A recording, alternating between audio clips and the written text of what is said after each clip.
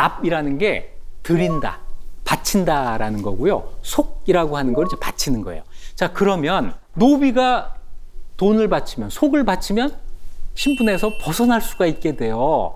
그 기회를 살린 사례가 실제로 있어요. 김수봉이라는 사람이 있습니다. 조선시대에 호적이 지금 남아있는 게 있어요.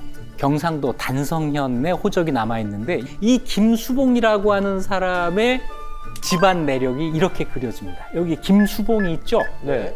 김수봉의 아버지가 김어련, 할아버지가 김이동이에요.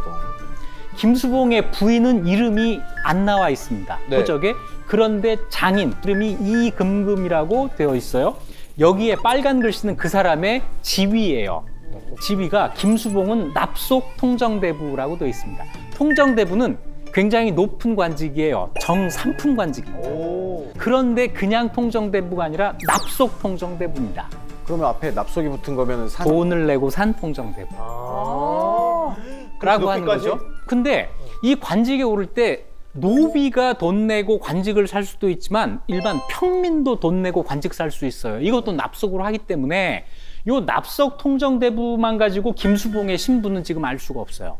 그런데 김씨 성 갖고 있잖아요. 네. 그러니까 이건 노비가 아니구나, 평민이구나라고 생각하기가 쉽고, 그 아들이 보인이잖아요. 보인은 군형을 지는 사람입니다. 노비는 군대를 안 가요. 네. 군대를 갔으니까 이 사람은 평민이에요. 그러니까 요 그림만 보면은 평민 집안이네. 이렇게 볼 수 있어요. 네네. 그런데 한 가지 의심스러운 게 있습니다. 김이동, 김어련, 이금금의 지위가 안 밝혀져 있어요. 조선시대 호적은 반드시 그걸 밝히게 돼 있거든요. 그래서 뭔가 미심쩍어요. 그래서 위로 올라가 보는 겁니다.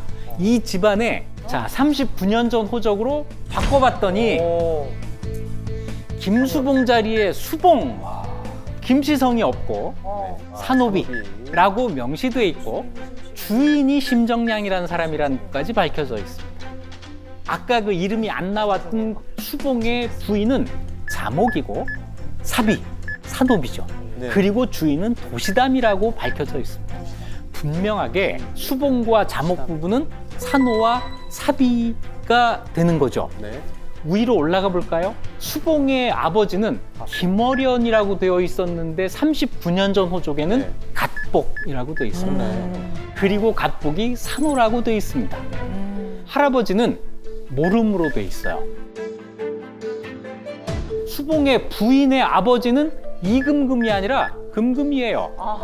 금금이를 아주 손쉽게 평민을 만들어 버린 거죠.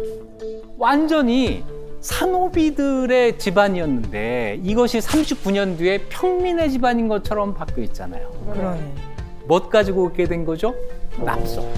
납속 가지고 바꾼 거예요. 그런데 이걸로 만족하지 않아요. 자, 1750년이 되니까 김수봉은 납속 통정대부라고 돼 있는데 지위가 밝혀져 있지 않았던 김어련과 김이동 그리고 이금금에게 전부 정병이라고 하는 타이틀이 있습니다. 정병, 군인이란 뜻이에요. 군인은 평민들이 가는 거거든요. 그래서 완전히 1750년 호적에서는 이 집안이 평민이 돼 있어요. 자, 완전히 세탁이 됐습니다. 조상들까지 다 세탁을 한 거예요. 그런데 이걸로도 만족하지 않아요. 그 후손들 한번 보실까요? 김수봉의 아들 김흥발, 보인이었죠. 평민이었어요. 그런데 김흥박의 아들은 김소명은 업무라고 되어 있습니다. 업무는 뭐냐면 과거에 묵과 있잖아요. 묵과를 준비하는 사람이란 뜻이고 요거는 중인이에요. 평민이 중인으로 올라갔잖아요. 이렇게 업무 3대, 중인 3대를 거친 다음에 김성녀 단계에 오면은 유학이라고 씁니다. 유학은 뭐예요? 유학은 어릴 유자 공부할 학자, 공부하는 학생 이런 뜻인데 사실은 과거에 급제하지 않은 공부하는 사람이라는 뜻이에요. 이거는 양반만 할 수 있는 일입니다. 와. 김수봉으로부터 김익흠까지 양반이 될 때까지 걸린 시간은 200년이에요. 자, 정말 저는 이 김수봉의 노력에 박수를 쳐주고 싶어요. 우리 중에도 이런 수봉이가 이 수봉이의 후손이 정말 많을 거예요. 이런 과정을 거치면서 우리에게 노비 없는 사회, 이게 만들어진 거죠. 너무 재밌다. 천민이라는 계급이 싫으면 뭐 중인이나 평민 이 정도까지만 올라가도 될 텐데 왜 끝까지 이렇게 양반까지 올라가려고 노력을 했을까요? 아, 정말 중요한 질문이에요. 자, 이거는 노비한테만 초점을 맞춰서는 설명이 안 돼요. 조선 후기 사회에서는 노비가 자기 신분에서 벗어나서 평민이 되려고 노력한 것만큼 평민들은 양반이 되려고 노력을 해요. 그렇겠다. 온 나라가 자기 신분에서 하나 더 올라가려고 노력을 하는 겁니다. 이런 노력이 막 분출하는 시기, 이게 조선 후기예요. 자, 양반이 되면 뭐가 좋아서 그랬을까요? 양반이 되면 정말 엄청난 혜택 하나가 와요.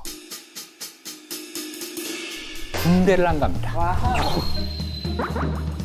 양반이 군대를 안 가요. 이게 정말 조선의 정말 큰 문제입니다. 고려까지만 해도 전쟁이 일어나면 다 뛰어갔어요. 그래서 고려는 전쟁에서 져본 적이 거의 없어요. 그런데 조선은 임진왜란 병자호란 빼고는 큰 전쟁이 없었기 때문에 군인이 그렇게 많지 않아도 됩니다.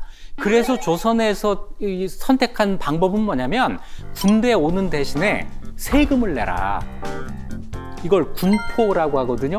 군포를 내면 그걸 가지고 이제 국가 재정을 꾸려 나갈게라는 건데 양반들은 군포를 안 냈어요.